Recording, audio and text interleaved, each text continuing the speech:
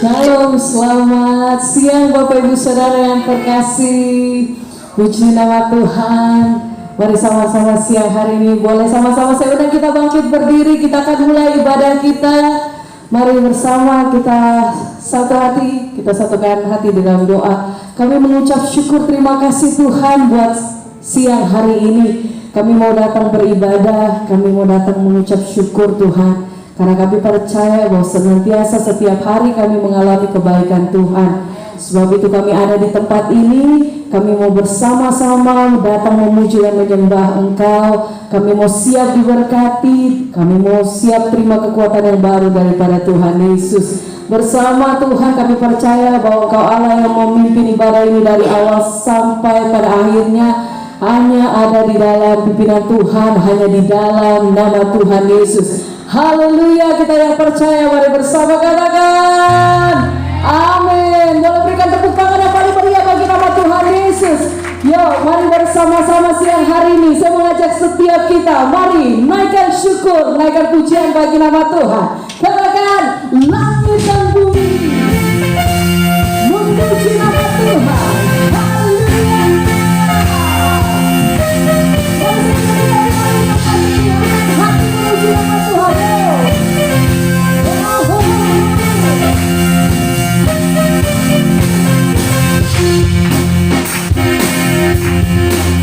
Mari sama-sama katakan.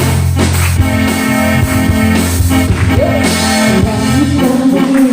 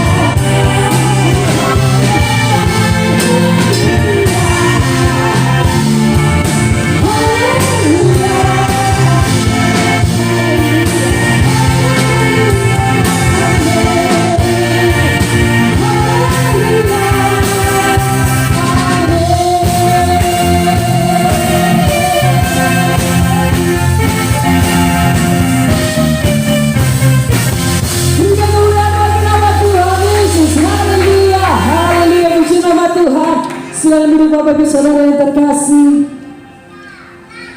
Kami datang bahwa setiap pujian kami Tuhan datang mengucap syukur.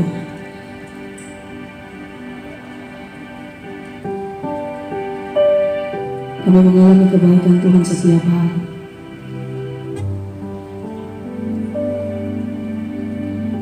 Kami terima pertolongan Tuhan setiap hari.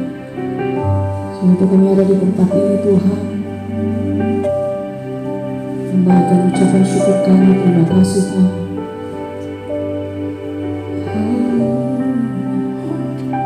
Terima kasih Tuhan.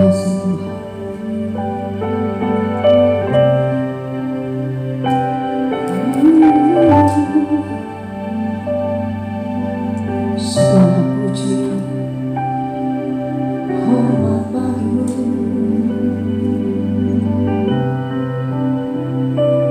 Terima kasih Tuhan.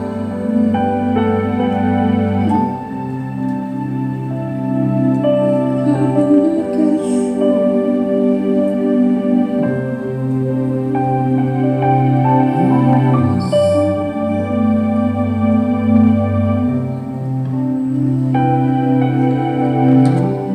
Terima kasih Tuhan. Engkaulah jalan yang sempurna, janji-Mu bagai emas perak, perisai perlindungan, keselamatanku.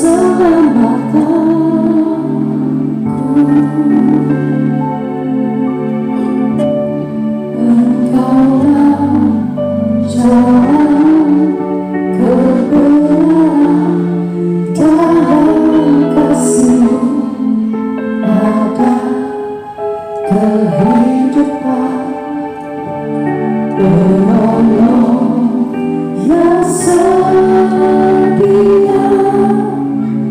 di dalam kesesakan.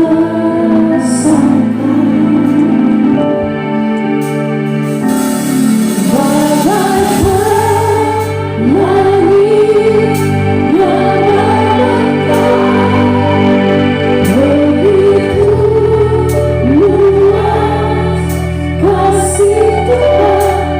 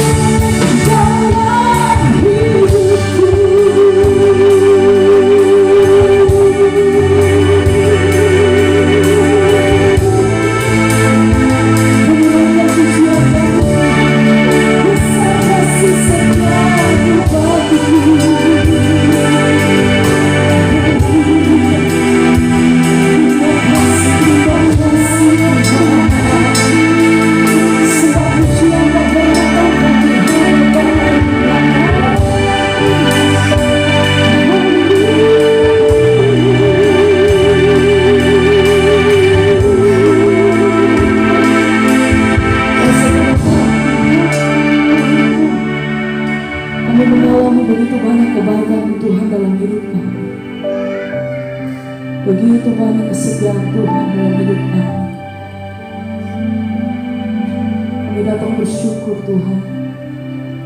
Terima kasih untuk setiap kebaikan yang kami terima dalam hidup kami sampai hari ini. Terima kasih, terima kasih, terima kasih Tuhan. Terima kasih.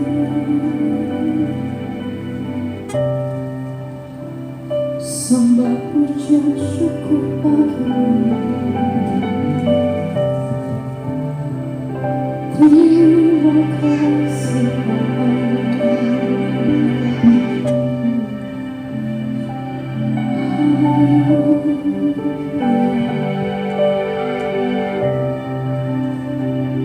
penuhi setiap hati kami dengan kasih Tuhan. Kuasa yang bekerja di tengah-tengah kami siang hari ini. Bawa setiap hati kami Tuhan.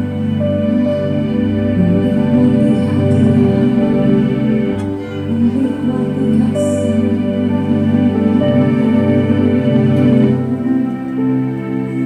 Glory haleluya. Sembah pujian bagi nama Yesus. Terima kasih Tuhan. Kuasa-Mu lebih besar.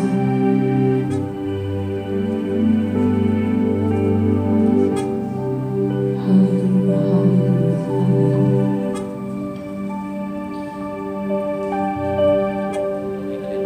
Sebab itu kami mau menaikkan pujian penghormatan kami. Ditinggikan Engkau sampai selama-lamanya. Dimuliakan Tuhan Raja di atas segala. Haleluya.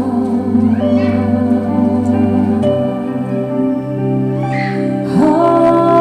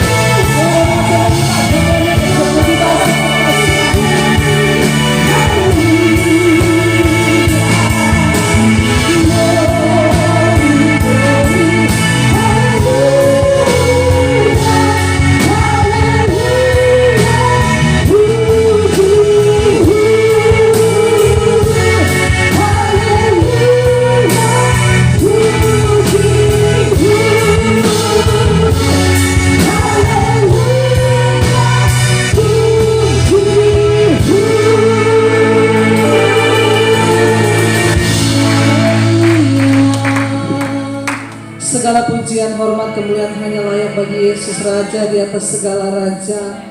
Engkau yang pegang kendali atas hidup kami Tuhan. Engkau penguasa tunggal atas hidup kami Bapa. Karena itu ketika kami percaya dan berserah kepada Tuhan, kami tahu Tuhan yang pegang kendali atas hidup kami. Tuhan, kalau pada hari ini kami rindu mendengarkan firman-Mu. Terima kasih buat kesempatan kami masih boleh mendengarkan kebenaran. Kami masih boleh punya kesempatan untuk memperbaharui hidup kami. Itu artinya kami masih boleh memperoleh kesempatan untuk berubah ke arah yang lebih lagi, untuk mencapai perkenanan-Mu di hidup kami Bapa. Terima kasih Tuhan. Urapi setiap kami, bahkan urapi hamba-Mu yang tidak ada apa-apanya Tuhan. Sampaikan isi hati-Mu bagi setiap kami. Kami buka hati kami bagi kebenaran firman-Mu di dalam nama Yesus. Yang percaya Tuhan di tengah kita, memberkati kita, mari katakan bersama. Amin, amin. Silakan duduk Bapak Ibu yang terkasih. Shalom.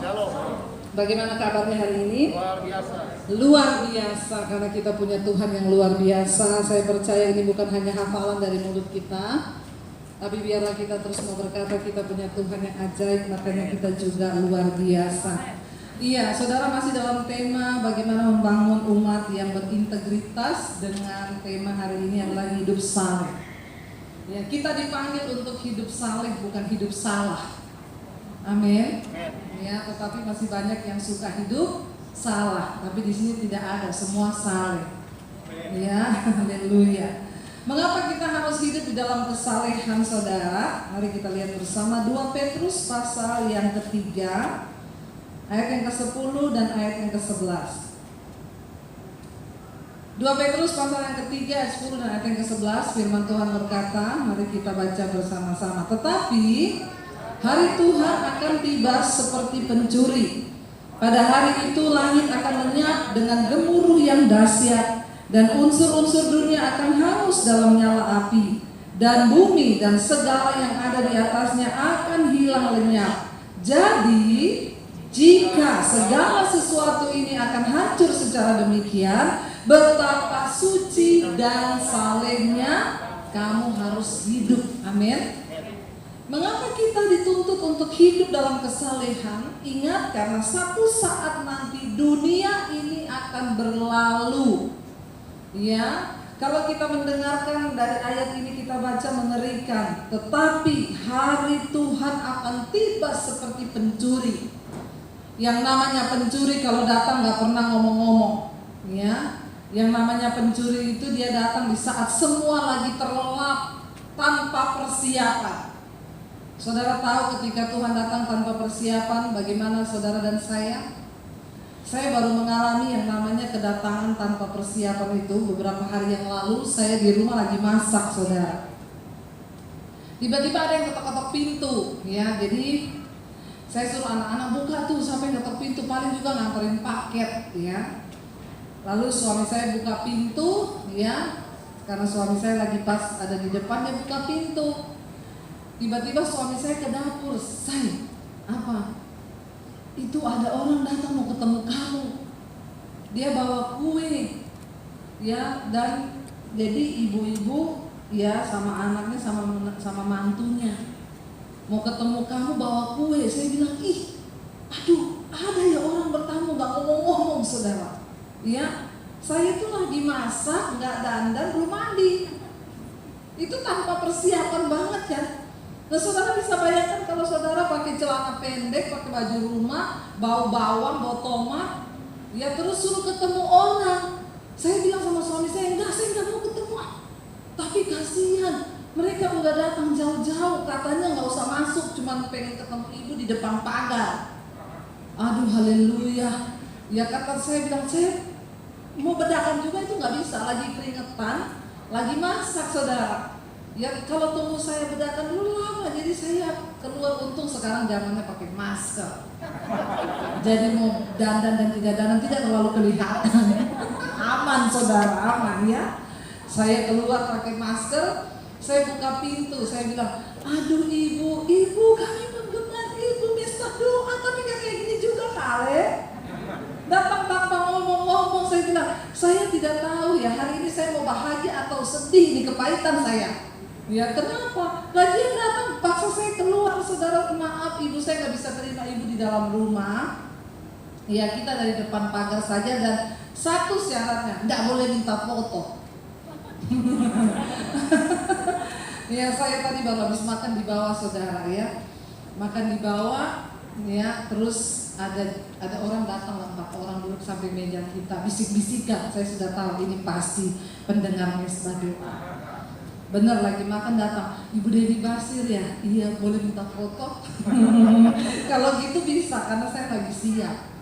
Nah, yang namanya orang gak siap itu kan, ya, sioknya saudara kalau datangin begitu. Ini ayat ini berkata, ya, tetapi hari Tuhan itu akan datang seperti pencuri. Artinya di saat semua lagi gak siap, yang namanya pencuri itu dia tahu kapan orang gak siap itu dia datang. Ya, jadi ayat ini berkata ketika Tuhan datang seperti pencuri tanpa kita tahu apa yang akan terjadi, pada hari itu langit akan lenyap, gemuruh yang dahsyat dan unsur-unsur dunia akan hangus dalam nyala api, dan bumi dan segala yang ada di atasnya akan hilang lenyap. Ini kayak film kiamat yang 2012 itu. Ya, itu akan terjadi benar-benar kata firman Tuhan. Jadi ayat 11, jika sesuatu ini akan hancur secara demikian, betapa suci dan salehnya kita harus hidup. Mengapa kita harus hidup dalam kesalehan? Yang pertama, karena semua yang ada di dunia ini akan berlalu. Tuhan akan datang seperti pencuri, makanya kita harus setiap saat sadar dan berjaga-jaga. Ya, karena kita nggak pernah tahu kapan Tuhan datang. Karena kita nggak pernah tahu kapan Dia datang untuk menjemput kita, saudara. Makanya kita harus siap dan berjaga-jaga. Ya, dan kalau kita berjaga-jaga itu enak, saudara. Ya, ketika ya kayak orang yang datang itu tadi ya, saudara, dia datang lalu dia minta mau ketemu kita kan juga nggak mau. Kenapa? Saya ini nggak siap. Ya, saya itu nggak siap kamu datang. Ya, seperti itulah, makanya kita nih harus bersiap-siap ya, kapanpun Tuhan mau datang kita harus siap. Bagaimana cara menyiapkan hidup kita? Hidup dalam kesalehan. Ya, apa itu kesalehan? Ayo kita belajar berbuat baik dalam hidup ini, saudara. Ketika kita sudah berbuat baik, ya, saya boleh minta tolong Bapak yang bisa minta tisu? Saya nggak tahu nih, lightingnya panas ternyata. Ya, iya, terima kasih ya Ibu Gembala yang luar biasa. Soalnya kalau saya turun nanti, terima kasih ya Bu. Haleluya, saudara. Ini memang panasnya lagi luar biasa ya, karena neraka mulai bocor, mulai terbuka ini neraka, jadi panas sekali hari-hari ini. Ya, jadi kita habis hujan panas, makanya harus meningkatkan sistem imun. Ya, bagaimana meningkatkan sistem imun? Banyak-banyak tersenyum, banyak ketawa hari-hari ini ya. Di Bali itu ada satu terapi tertawa. Jadi mereka berkumpul di situ saling menertawakan. Lama-lama ketawa beneran. Lalu orang-orang yang sakit lupus, yang tidak ada obatnya, orang yang sakit kanker, setelah mereka mengikuti terapi itu, saudara, mereka merasa hidupnya lebih bersemangat, ya, tidak tertekan dan menikmati sakitnya. Dan ya, Tuhan mau kita ini selalu hidup berjaga-jaga. Ya, berbuat kesalehan itu apa? Mari kita mulai belajar hidup melakukan banyak kebaikan di dalam dunia ini. Kita tahu, saudara, bahwa kita dipanggil untuk berbuah karena kuadrat ilahi itu sudah diberikan bagi kita. Ya, mari kita melakukan kesalehan demi kesalehan. Kayak tadi saya lagi makan di bawah, ya, suami saya mau bayar, ada yang bayar, dan orangnya ada di sini. Terima kasih, Tuhan memberkati. Ya, seringkali ya itu bentuk dari kesalehan. Makanya saudara kalau lihat saya makan di mana, ya, tolong bayar ya, saudara, itu kesalehan. Enggak, saudara, ya, tidak. Tapi seringkali, saudara, ya, saya jadi tidak enak tadi ada yang bayarin saya, padahal kita makan satu keluarga banyak loh itu. Dan yang bayarin saya makannya cuma sedikit. Kan saya nggak tahu itu tidak enak atau enak ya. Tapi Tuhan memberkati lah ya kebaikan hati saudara. Ya, kenapa kita harus hidup saleh, saudara? Karena dunia ini akan berlalu. Semua yang ada di dunia ini akan lenyap secara demikian. Yang kedua, mengapa kita harus hidup dalam kesalehan? Mari kita lihat bersama 2 Petrus pasal yang kedua, ayat yang ke-7 sampai dengan ayat yang ke-10 kita baca ya. 2 Petrus pasal yang kedua ayat yang ke-7 sampai dengan ayat yang ke-10, saudara. Tetapi Ia menyelamatkan siapa? Lot. Orang yang benar, yang terus-menerus menderita oleh cara hidup orang-orang yang tidak mengenal hukum dan yang hanya mengikuti hawa nafsu mereka saja. Ayat 8. Sebab orang benar ini tinggal di tengah-tengah mereka dan setiap hari melihat dan mendengar perbuatan-perbuatan mereka yang jahat itu, sehingga jiwanya yang benar itu tersiksa. Kita ini kalau mau hidup dalam kesalehan, di tengah orang yang gak saleh memang ada rasa tidak enak. Kita hidup melakukan kebenaran, lihat orang gak melakukan kebenaran itu, aduh Tuhan ya, aduh rasanya gitu ya. Kenapa orang ini tersiksa loh? Saya nggak tahu kalau saudara itu melihat orang berdosa itu tersiksa atau tidak. Ya kita tersiksa, sementara kadang kita nasihatin kita yang jadi salah kan. Itulah yang terjadi saudara. Lot ada di tengah-tengah bangsa itu ketika dia ada di Sodom dan di Gomora, ini ceritanya.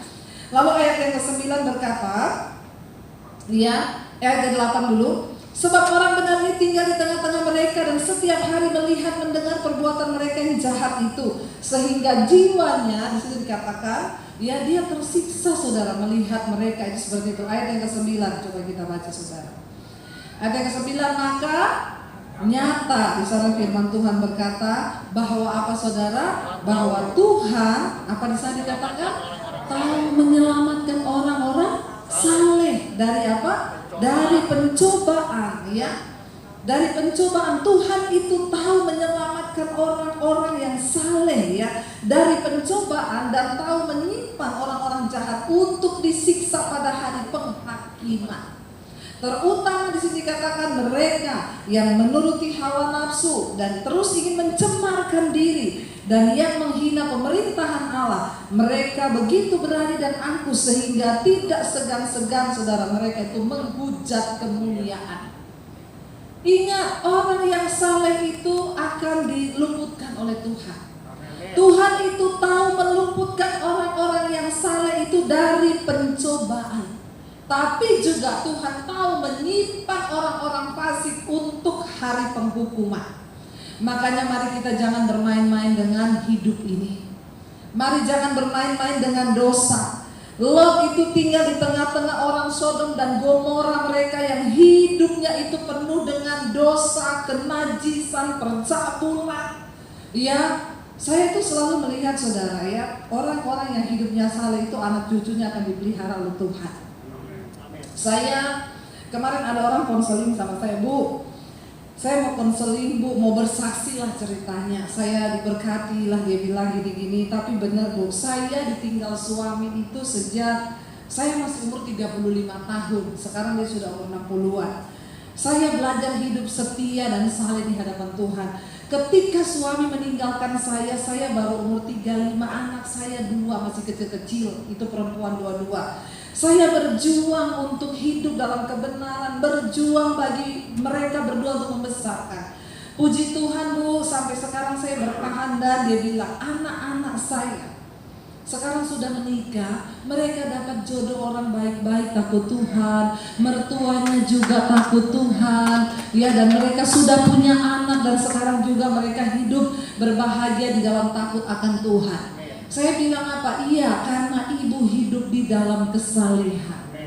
Tuhan itu melindungi anak cucu orang-orang yang hidup dalam kesalehan. Dia tahu saudara menyelamatkan dan meluputkan. Tapi ada yang konseling juga, Bu, Tuhan tuh jahat sama saya. Kenapa Tuhan jahat? Ya, saya ini sudah janda Bu. Saya membesarkan anak-anak saya sendiri. Saya berdoa minta jodoh, akhirnya saya usaha cari-cari di internet. Cari jodoh di internet, saudara. Nikahnya di Tokopedia. Punya anaknya di Lazada. Ya, ajaib. Saya cari di internet ketemu Bu sama orang bule. Akhirnya dia ajak saya berdoa Bu. Saya serahkan sama Tuhan. Tuhan buka jalan, dia ajak saya ketemuan di Bali Bu. Kami ketemuan di Bali 1 minggu, saya tinggal di hotel. Tapi memang kami melakukan dosa karena kami tinggal sama-sama. Ya iya, tinggal satu kamar hotel laki-laki dan perempuan. Apa yang terjadi? Hal-hal yang diinginkan, bukan yang tidak diinginkan. Lalu saya sudah merelakan segalanya, dia pulang ke negaranya, habis itu dia putusin saya. Saya tertekan, saya terpuruk, sibuk, stres. Kenapa Tuhan buat begitu? Akhirnya saya berdoa lagi, saya cari lagi lihat internet. Dapat lagi orang Belanda, kami ketemu lagi di Bali. Saya sudah melakukan dosa tinggal sama dia, Bu. Ya akhirnya dia juga meninggalkan saya. Kenapa Tuhan jahat, Bu? Saya bilang bukan Tuhan yang jahat, Ibu yang murahan. Maaf ya, maaf. Kalau mau konseling sama saya harus siap-siap hati. Udah gak usah main-main lagi, gak usah pakai kata-kata manis. Saya bilang Ibu tuh murahan. Ngapain Ibu cari kenalan di internet, ketemu bule 2 kali di hotel, mau datang ke Bali? Kalau itu dari Tuhan, gak seperti itu jalannya. Lalu sekarang apa yang saya melakukan, Bu? Saya pengen cari jodoh. Ibu gak usah fokus sama jodoh dulu, fokus sama Tuhan. Cari Tuhan dan perkenanannya. Maka semua yang gak kita pikirkan, yang gak kita bayangkan, itu yang disediakan bagi orang-orang yang hidup dalam kesalehan. Amin. Tapi kalau Ibu cuma fokus sama laki-laki terus, ya begitu yang Ibu dapatkan, apalagi carinya di internet. Terus ngomong Tuhan yang kiri. Di internet itu lebih banyak setannya daripada Tuhannya. Ya, makanya sekarang bersyukur dengan begini, sekarang banyak khotbah di internet. Ya, dulu gereja hanya berkhotbah di dalam gedung, sekarang ya. Bahkan gereja ini saudara luar biasa, ada terus tayangannya itu, saudara mau buka jam berapa aja. Tinggal mau dia doa pagi, doa subuh, doa siang, doa petang, ada tuh mau dengar khotbah, sudah tidak terbatas lagi. Jangan, saya bilang Ibu berusaha dengan kekuatan Ibu sendiri, cari jodoh, diajak ke Bali, bisa-bisanya mau booking hotel 1 minggu tinggal bareng, ini kan tidak ada kesalehan. Lalu dia bilang, tadi saya sudah cari Tuhan. Belum, Ibu belum cari Tuhan. Kalau Ibu sudah cari Tuhan tidak seperti itu. Ya, saya bilang Ibu, saya ketika saya bertobat terima Yesus, saya nggak kepingin menikah. Saya bilang Tuhan, saya sama Tuhan sudah cukup, saya nggak mau menikah. Saya takut nanti saya salah menikah, jadi rumah tangga saya jadi neraka, saudara. Ya, tapi saya percaya kalau memang itu dari Tuhan, pasti Tuhan pertemukan. Ya benar, saya sedang nggak kepikiran waktu itu, tapi akhirnya Tuhan kasih saya jodoh, ya, karena Tuhan tahu saya terlalu cantik untuk tidak menikah. Lalu saya dikasih jodoh, saudara, ya. Dan ketika memang kita mau bayar harga untuk cari perkenanan Tuhan, ya Tuhan kasih yang terbaik. Ya, untuk apa? Bagi saya pernikahan itu adalah untuk menggenapi panggilan Tuhan dalam hidup saya di bumi ini. Jadi saya harus dapat suami yang menopang pelayanan saya. Ya, yang di sini yang belum menikah, tolong berdoa sungguh-sungguh kalau cari jodoh, biar dapat yang terbaik dari Tuhan. Hidup di dalam kesalehan. Kenapa? Karena Tuhan tahu meluputkan orang saleh. Orang kalau hidup dalam kesalehan itu, waktu saya bilang sama Ibu itu, Bu, waktu Ibu cari perkenanan Tuhan, Ibu hidup dalam perkenanan Tuhan, orang yang berkenan pada Tuhan, apapun yang dia buat itu berhasil. Karena hidupnya dituntun oleh firman. Orang yang saleh itu hidupnya dituntun oleh firman dan kebenaran. Nah, kalau hidup kita dituntun oleh firman dan kebenaran, gak mungkin kita salah melangkah, amin. Apalagi terjerumus ke dalam dosa. Mari kita hidup di dalam kesalehan, saudara, ya. Dan ketika penghukuman itu Tuhan terjadi di Sodom dan Gomora, saudara, ya. Sodom dan Gomora itu letaknya di mana, saudara? Kalau saudara, ya, kalau kita ke Israel itu, Sodom dan Gomora itu di Laut Mati itu, ya. Itu laut mati itu, saudara bayangkan ya, tidak ada kehidupan di dalamnya. Ya, saya juga lagi berpikir ya, apa dulu memang di situ itu sudah terlalu bejat sampai Tuhan menjatuhkan meteor itu, lalu ya dia terjadi sampai seperti itu di situ, saudara, ya, sampai kita tahu bersama itulah tempat terendah di bumi dan tidak ada kehidupan karena tingkat garamnya tinggi. Waktu saya pergi ke Israel yang lalu, saudara, ada salah satu tur dari Indonesia juga bulan yang sama. Itu lagi mau turun di Laut Mati, tiba-tiba ada satu orang bapak itu dia kepleset jatuh, keminum air itu, waktu keminum langsung meninggal di tempat, muntah darah, karena itu air garamnya tinggi sekali, saudara, ya. Jadi Sodom dan Gomora itu, saudara, ya, dihancurkan Tuhan karena mereka tidak mau hidup. Hanya Lot yang hidup di dalam kesalehan, sehingga Tuhan menyelamatkan dia, ya. Dan di sini ayat ini berkata dengan jelas, Tuhan tahu menyelamatkan orang saleh itu dari kebinasaan dan keluputan. Lalu mengapa kita harus hidup di dalam kesalehan? Mari kita lihat bersama Mazmur 37 ayat 18. Mazmur 37 ayat 18 berkata begini saudara, Tuhan mengetahui hari-hari orang yang saleh dan milik pusaka mereka ya tetap selama-lamanya.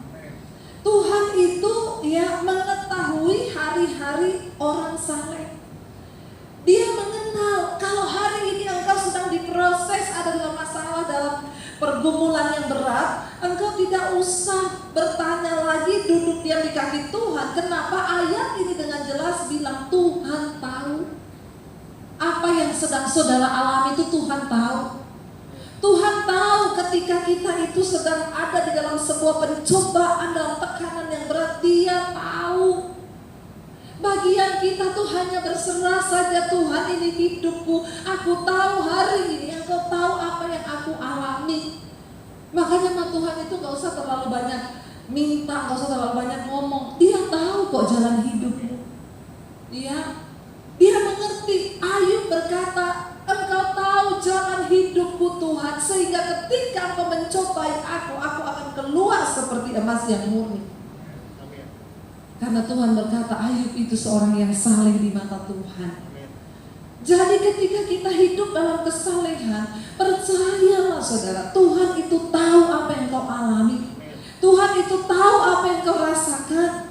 Dia mengerti apa yang sedang engkau alami saat-saat ini. Kita hanya cuma tunggu bilang, Tuhan, bentuk aku sesuai dengan apa yang Tuhan mau. Bagian kita adalah apa? Pastikan kita berada di dalam rule kesalehannya Tuhan. Pastikan kita terus berjalan dalam kesalehan itu. Bahkan di sini dikatakan, dan milik pusaka mereka akan tetap selama-lamanya.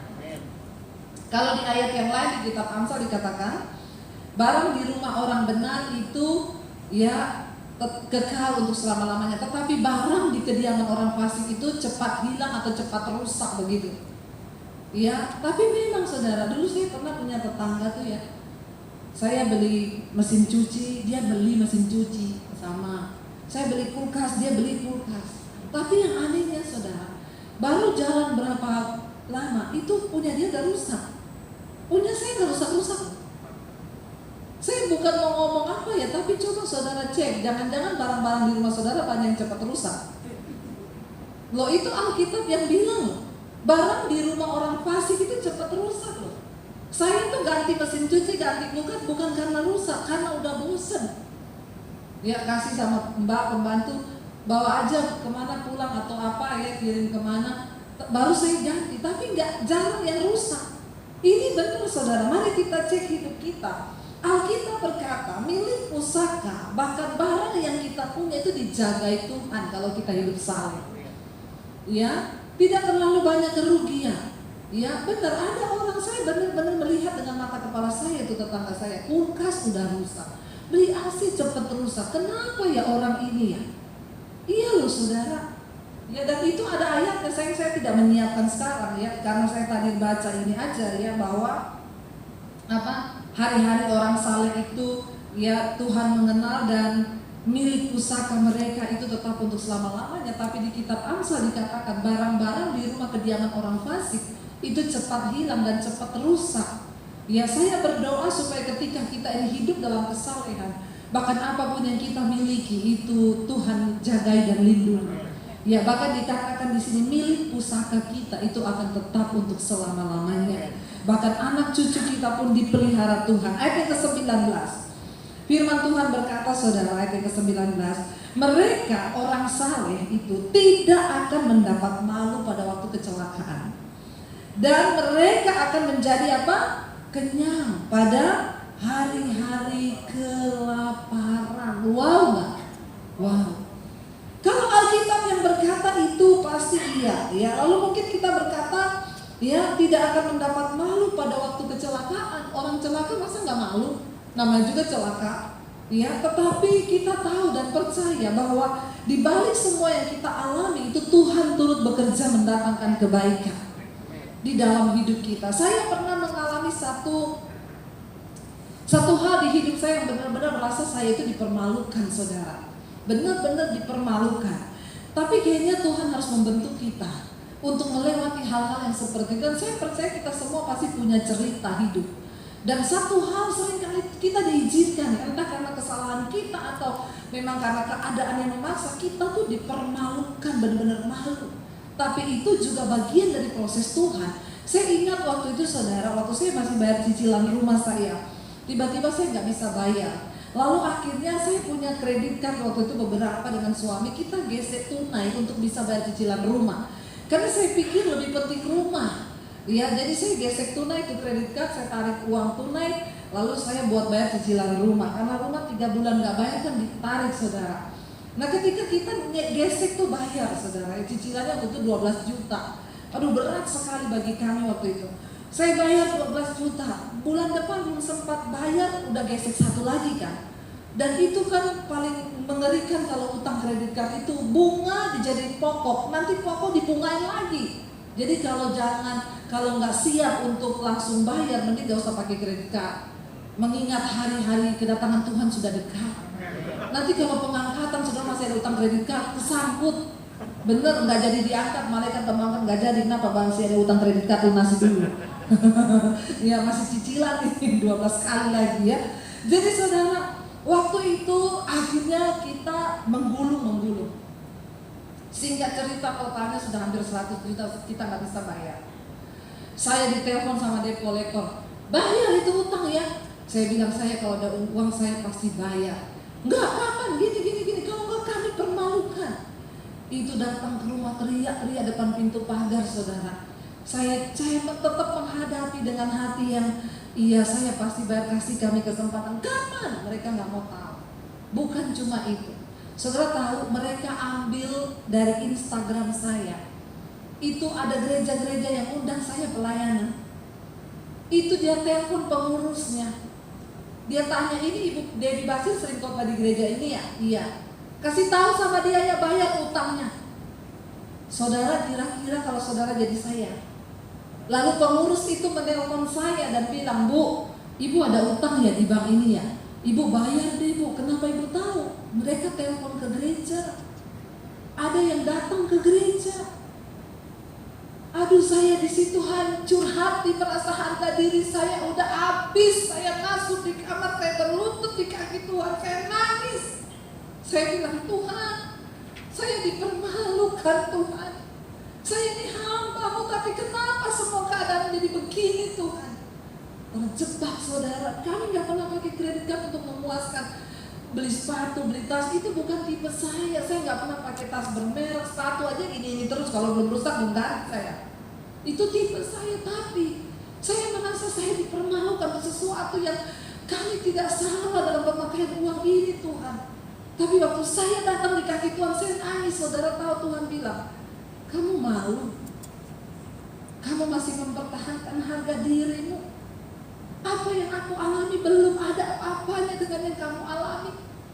Saya nangis hari itu di kaki Tuhan, ampuni saya Tuhan. Tapi saya memohon belas kasihan-Mu untuk bisa saya keluar dari masalah ini. Saya cuma tidak mau mempermalukan nama Tuhan.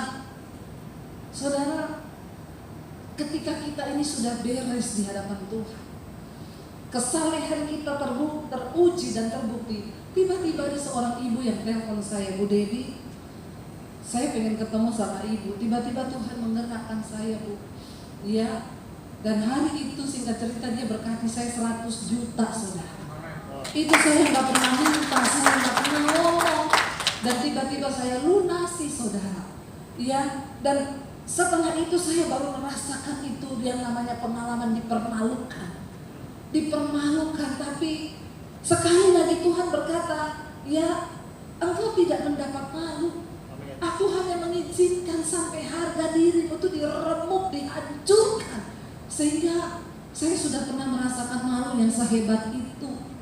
Ya, dan sekarang gak ada lagi yang bisa membuat saya menjadi malu. Apalagi ketika kita hidup di dalam kebenaran. Lalu saudara, bukan cuma itu, ayat ini berkata, Tuhan berjanji orang yang hidup dalam kesalehan, mereka akan menjadi kenyang pada hari-hari kelaparan.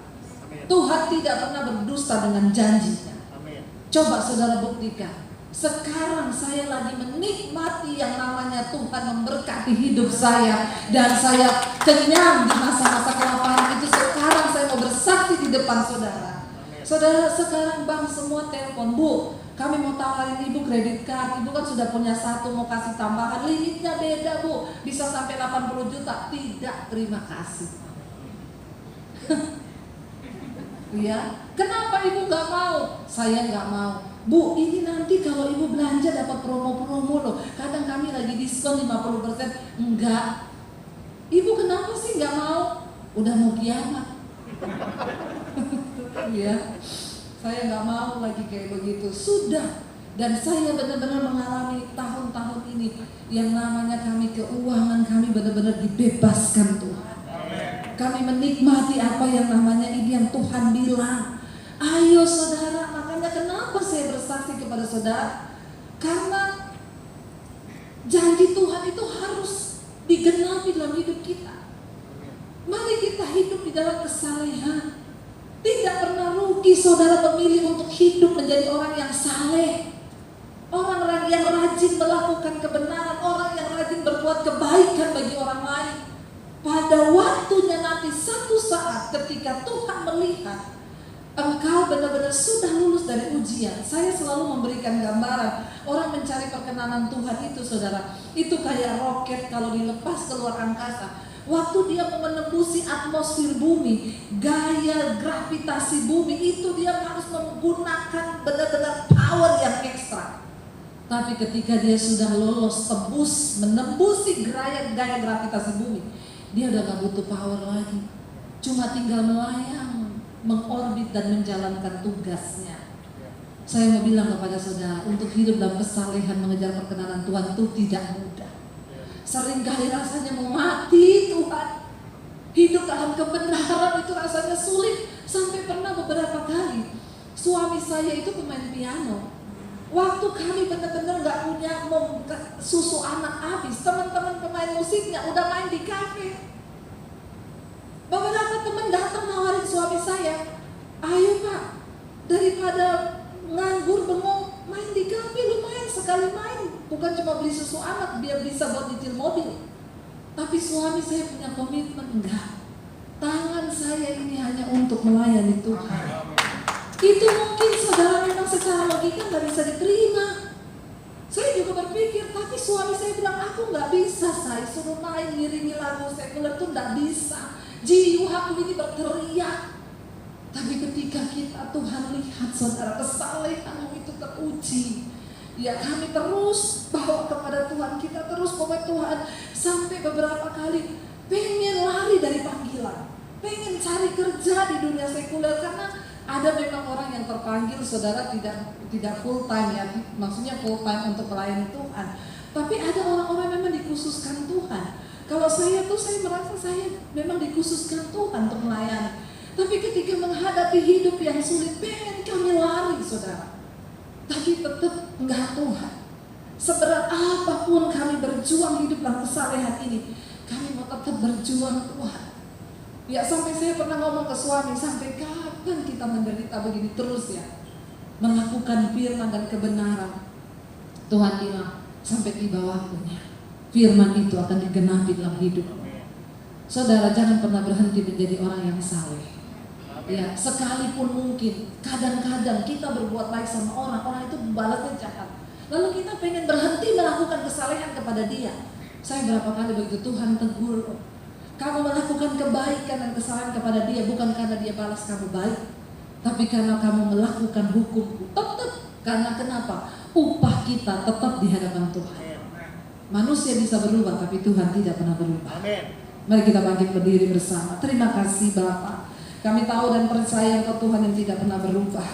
Kamilah yang harus berubah. Mampukan kami Tuhan untuk terus berjalan dalam kesalehan. Sekalipun ada betapa banyak tantangan yang harus kami jalani.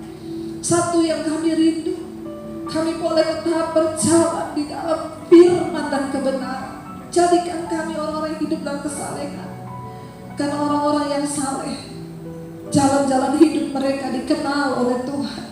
Karena orang yang saleh berjalan dalam kesalehan tidak akan mengalami kelaparan di masa kelaparan. Tuhan yang akan mengenyangkan kami.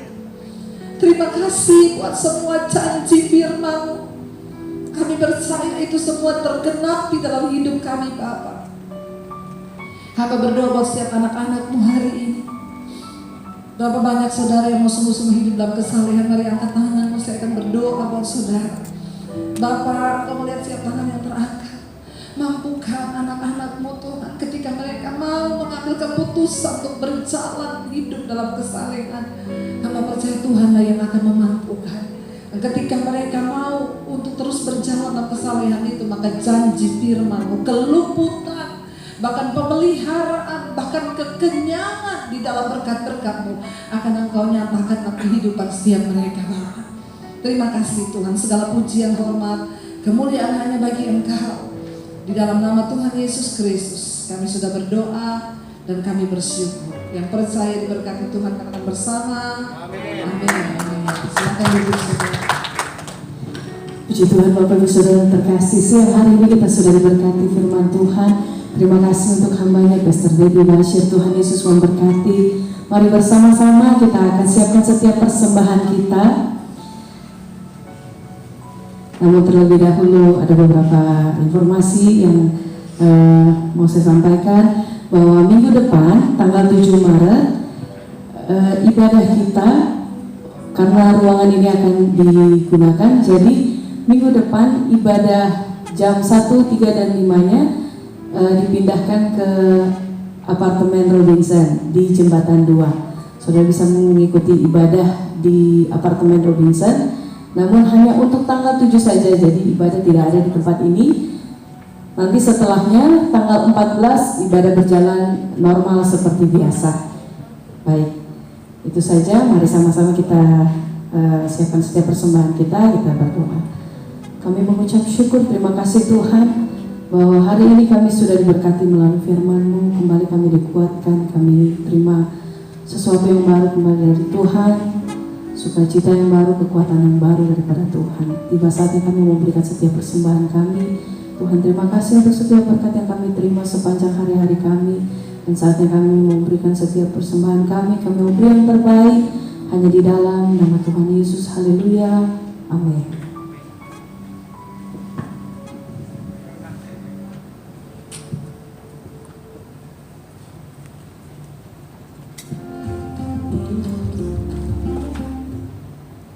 Puji Tuhan, Victorious People, saya kembali menginformasikan untuk tanggal 7 Maret ibadah di Hotel Ciputra lantai 6 Ruang Victory untuk sementara ditiadakan dan dialihkan ke Robinson.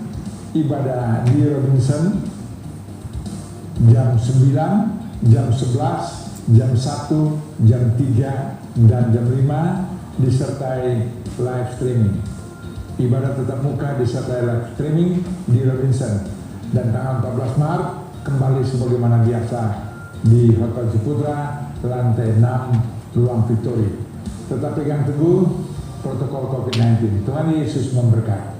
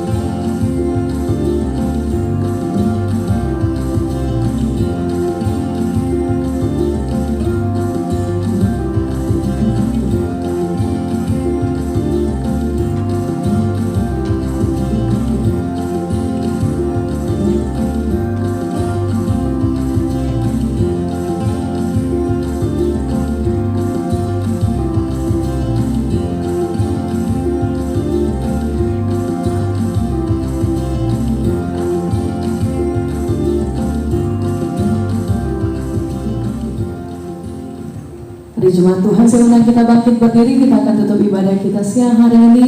Dan saya mengundang Bapak Gembala, Bapak Bram Kondraso, kita akan tutup kita dalam doa berkat. Baik, terima kasih untuk hamba yang telah menjadi saudara berkat. Tuhan memberkati luar biasa. Dan jangan lupa tanggal 7 nanti Ibu Dewi Basir jam 11 ada di Robinson. Yang mestinya di sini jam 11, tapi jam 11 di Robinson dan saya perjamuan kudusnya. Ya. Jadi Ibu Dewi Basir menyampaikan firman jam 11, saya perjamuan. Ya, jadi di sini untuk tanggal 7 semua tempat tidak ada ibadah apapun juga. Kalau ada perkawinan di sini, mereka 4 ruangan, maupun di Dian mereka juga butuh 4 ruangan. Jadi semua lantai 6 dan booking ini sudah jauh sebelumnya dari tahun kemarin katanya dari hotel.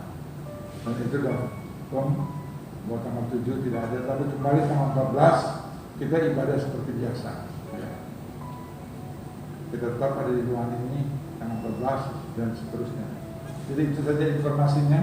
Terima kasih untuk kesaksiannya firman Tuhan yang luar biasa. Saya hanya sekedar mengingatkan, saya juga Tuhan panggil terus dalam pelayanan 29 tahun saat ini gereja Gili Victoris Family Ministry. Visi yang Tuhan berikan saya pengen 29 tahun saat ini. Kita berulang tahun tanggal 14 nanti. Dan sekali saya komitmen dalam panggilan Tuhan, diundang untuk melayani, ya bahkan juga diundang untuk ikut dalam bisnis, sekalipun latar belakang saya bisnis, tidak pernah sehari satu kali pun dalam kehidupan saya lakukan bisnis apapun juga. Bisnis saya adalah bisnis bawa jiwa bagi kemuliaan Tuhan. Itu saya konsisten sampai hari ini dalam kondisi apapun juga. Dan Tuhan izinkan sampai hari ini tubuh yang sehat, dapat melayani, bisa melihat dan berikan semua Tuhan, bukan hanya anak cucu, cicit, tapi sampai buyut, turunan sampai keempat, sampai turunan ke-7 selama turunan itu konsisten tetap dalam Tuhan. Firman Tuhan tetap ya dan amin.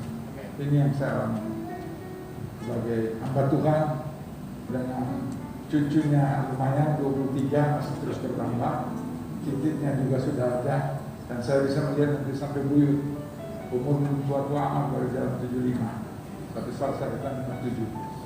Sebab harus tetap semangat dalam Tuhan, ya. Dan Tuhan juga pakai semua kita di tempat ini untuk keluarga kita masing-masing. Jadi berkat. Kita sampai dalam doa. Kami bersyukur dan terima kasih untuk kemurahan kasih anugerah berkat Tuhan yang tidak pernah berkesudahan menyertai kehidupan kami. Kami adalah orang-orang yang Tuhan panggil, pilih, tetapkan secara khusus saat ini. Kriteria antara lain kesalehan menurut versi kitab Ayub Bapa, orang yang saleh. Kata firman Tuhan Ayub 1 ayat 1, di tanah Uz seorang bernama Ayub, dia saleh, jujur, takut akan Tuhan dan menjauhi kejahatan. Dan dialah mewarnai kehidupan anak-anak Tuhan.